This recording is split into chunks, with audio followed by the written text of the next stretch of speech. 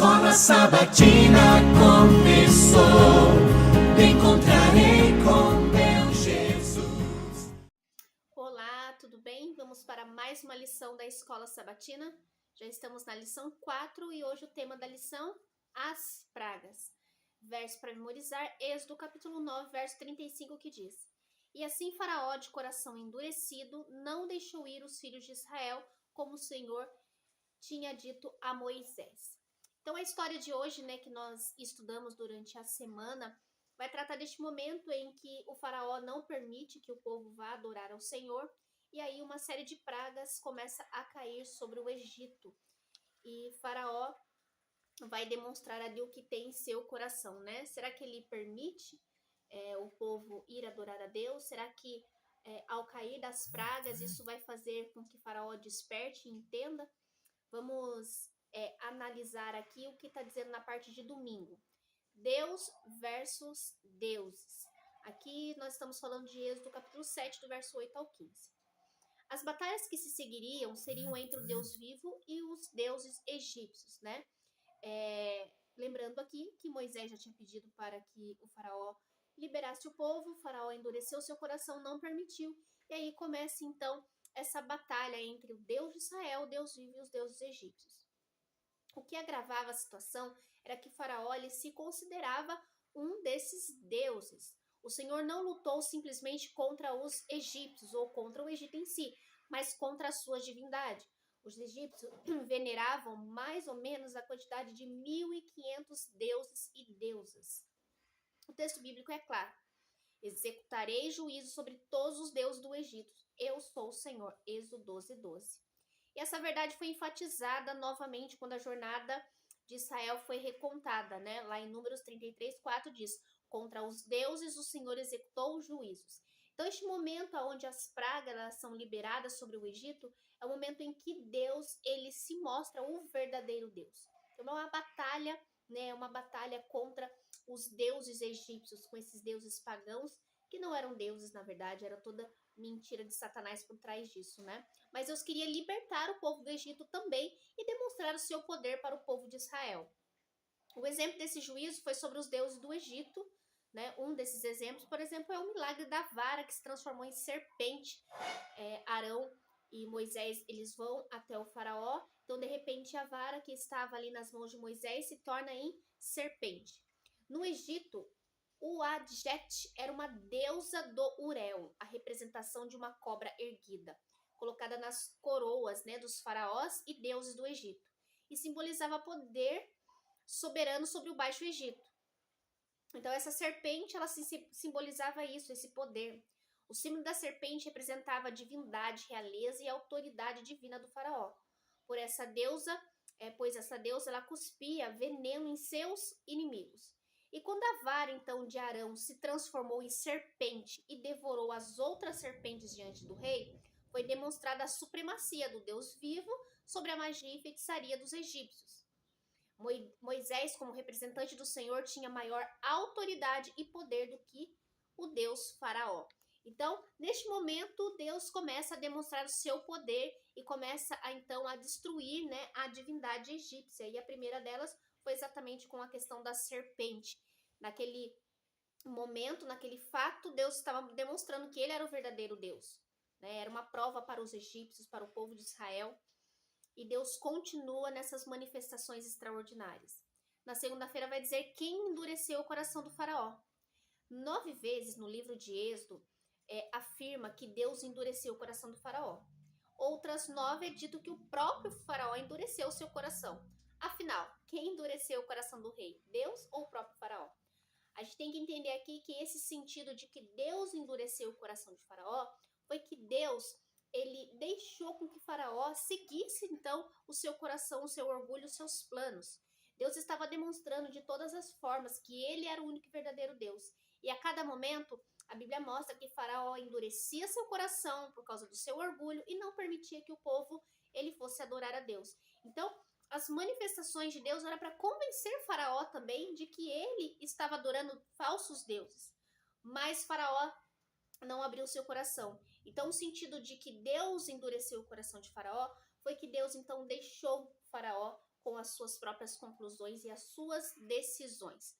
Aqui, a decisão voluntária de Faraó, né? Em outras palavras, Deus enviou as pragas com o propósito de ajudar Faraó a se arrepender e se libertar da escuridão e do erro em que sua mente se encontrava. Deus não criou o mal ou o pecado no coração de Faraó. Ao contrário, simplesmente o entregou a seus próprios impulsos malignos. Então, Faraó tinha livre-arbítrio, podia escolher o favor de Deus, né, ou não. E ele decidiu contra. A lição é clara. Recebemos a capacidade de escolher entre o certo e o errado, o bem e o mal, a obediência e a desobediência. E nós vemos isso também, né, com Lúcifer no céu. Ele também poderia ter optado pelo bem, assim como Adão e Eva também optaram, né, pelo pecado. Então, o ser humano tem as suas escolhas e aqui Faraó também teve a sua decisão a ser tomada. Terça-feira, as 3 primeiras pragas. As 10 pragas do Egito não foram direcionadas ao povo egípcio, mas aos seus deuses. Cada praga atingiu pelo menos um deles e a gente vai ver aqui quais foram atingidos. Deus informou a Moisés que o diálogo com Faraó seria difícil, na verdade quase impossível. No entanto, ele queria se revelar ao Faraó e aos egípcios, porque Deus, ainda que tivesse escolhido o povo de Israel, ele escolheu o povo de Israel para abençoar as outras nações. Deus se importava com as outras nações também. A primeira praga foi dirigida a Hapi, o deus do Nilo. O Egito dependia das águas do Nilo. Onde havia água, havia vida. A água era vista como a fonte da vida. Então, os egípcios criaram o deus Hapi e o adoravam como provedor da vida. Entretanto, só Deus é a fonte da vida, o criador de todas as coisas. E transformar a água em sangue simbolizava transformar a vida em morte. Hapi não foi capaz de prover e proteger a vida. E isso só é possível pelo poder do Senhor. Então, a primeira praga foi para mostrar ali que Deus é o Deus da vida. Ele é o soberano e não o Deus da água, do Nilo. Deus então deu outra chance a Faraó. E aí a deusa Ran-Requete foi confrontada diretamente. Em vez de vida, o Nilo produziu rãs, que os egípcios temiam e detestavam. A terceira praga tem a descrição mais curta de todas. E a palavra original pode se referir a animais como mosquitos, carrapatos ou piolhos. Então a primeira praga foi nas águas do Nilo. Ao invés da água produzir vida, ela produziu sangue. E após isso começou a sair rãs ali da água do Nilo. E depois o piolho se espalhou por todo o Egito. E existia um deus ali, né, que era Geb, o deus egípcio da terra. E Deus produziu então esses piolhos que se espalharam por toda a terra. Incapazes de imitar este milagre, os magos declaravam: isto é o dedo de Deus. O faraó, no entanto, ainda se recusava a crer. Ele ainda continuava endurecendo o seu coração. Agora vamos para mais pragas: moscas, gado e úlceras. A deusa egípcia Uatchit era considerada a deusa das moscas e senhora dos pântanos e brejos. O deus Kepri, ele é associado ao sol nascente, à criação do renascimento, representado por uma cabeça de escaravelho, besouro. Esses deuses foram derrotados pelo Senhor. Enquanto os egípcios sofriam, os hebreus eram protegidos. Nenhuma outra praga os afetou. Tudo isso foi uma tentativa de Deus de mostrar a Faraó a grande verdade de que ele é o Senhor no meio da terra. Assim, Faraó começou a barganhar, a pressão aumentou. Ele dispôs a permitir que Israel adorasse a Deus e sacrificasse a ele, mas apenas no Egito. E é claro que Moisés não foi aceitar isso porque não era isso que Deus queria. E a próxima praga, então, atingiu o gado. Hathor, a deusa egípcia do amor e da proteção, era retratada por uma cabeça de vaca. E o deus touro, Apis, também era muito popular e estimado no Egito. Na quinta praga, outras importantes divindades foram derrotadas quando o gado dos egípcios morreu. Na sexta praga, manifestou-se a derrota de Ísis, a deusa da medicina, da magia e sabedoria, bem como Sekhmet, deusa da guerra e das epidemias, e Imhotep, deus da medicina e da cura, que foram incapazes de proteger seus adoradores, aqui com as úlceras, né?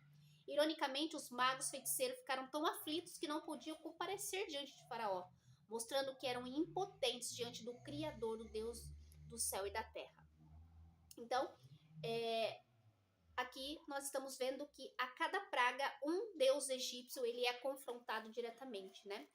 E mesmo assim, o faraó ainda permanecia com seu coração endurecido, não permitindo que o povo de Israel saísse, né? Que os hebreus saíssem. Vamos para outras pragas: granizo, gafanhotos e escuridão. Nut era a deusa egípcia da atmosfera e do espaço sideral, retratada como aquela que controlava o que ocorria sobre o céu e a terra. Osíris era o deus das colheitas e da fertilidade. O granizo é associado ao juízo divino. Nessa praga, aqueles que esconderam suas propriedades em um abrigo seguro foram protegidos. Todos foram testados. Creriam na palavra de Deus e agiriam de acordo com ela? Será que após ver todas essas coisas acontecendo, qual era a resposta ali dos egípcios? A preservação da vida do faraó tinha como propósito tornar Deus conhecido no mundo. O rei confessou que havia pecado, mas logo depois voltou atrás novamente. Sete era o deus da tempestade, guerra e desordem. Junto com Ísis, era considerado uma divindade da agricultura. Shu era o deus da atmosfera. Serapis personificava a majestade divina, fertilidade, cura e vida após a morte. Nenhum dos deuses egípcios impediu os juízos divinos, né? Pois os ídolos não são nada. Os servos de Faraó insistiram para que ele deixasse Israel ir, mas ele recusou novamente. O faraó ofereceu então um acordo a Moisés, né? Que lógico que Moisés rejeitou. Ele disse: olha, tudo bem, pode ir com os homens, deixa as mulheres e crianças. Por quê? Porque assim era a certeza que Faraó tinha que o povo voltaria, que os homens voltariam. Mas não era esse o propósito de tudo isso. Então Moisés rejeitou. E aqui Ra era o principal deus egípcio, né? O deus do sol. E Tote era o deus lua. Eles não conseguiram produzir luz. Então por 3 dias a escuridão cobriu todo o Egito. Os israelitas tinham luz, os egípcios não. A separação não poderia ser mais clara. No entanto, independentemente das calamidades que atingiram a nação, o faraó continuou resistindo e não cedeu. Não conhecemos suas motivações mais profundas, mas em algum momento a gente pode perceber que o orgulho simplesmente tomou conta do coração ali de Faraó. E após todas essas pragas aqui, a pior delas veio por último, que Faraó, com o coração endurecido, não permitindo a saída do povo de Israel, ocorreu então a morte dos primogênitos, onde atingiu a casa de Faraó também, né? Mas nas próximas lições vamos abordar mais profundamente sobre isso. Mas o que fica para nós é que Faraó teve todas as oportunidades para rever os seus conceitos, para se arrepender e crer neste Deus Todo-Poderoso. Infelizmente, ele permaneceu com o seu coração endurecido, não se abriu para a oportunidade de ser tocado por Deus. Muitos egípcios também tiveram ali, né, na verdade todos eles, a opção também, o momento de escolher a quem eles deveriam seguir. Viram que os deuses que eles adoraram por tanto tempo não tinham poder nenhum, que o Deus do céu, Deus Criador, ele sim era soberano e todo-poderoso. Que este Deus que brilha no nosso coração nos faça também resplandecer a tua graça sobre as outras pessoas e que possamos sempre escolher estar ao lado do nosso Senhor. Amém? Vamos orar? Senhor amado Deus, querido e santo Pai, louvado e santificado seja o teu nome, Senhor. Te agradecemos, Pai, porque vemos na história da humanidade a tua mão poderosa, Senhor, se manifestando na vida de todos, para que todos tenham a oportunidade de escolher se querem te obedecer ou não, se querem estar ao teu lado ou não. Senhor, que cada um de nós possamos escolher o lado certo de toda essa história, o Deus único e poderoso, o soberano, o Rei do Universo, e que através da nossa vida o Senhor alcance tantas pessoas que necessitam também tomar a sua decisão. Continua nos guiando, nos orientando através da tua santa palavra, em nome de Jesus. Amém e graças a Deus. Amém? Que Deus abençoe a mim, a você, a sua família, a sua casa. Continue estudando a palavra de Deus, meditando nela e orando, que Deus muito tem para fazer através de nós. Amém? Até a próxima lição, se Deus quiser.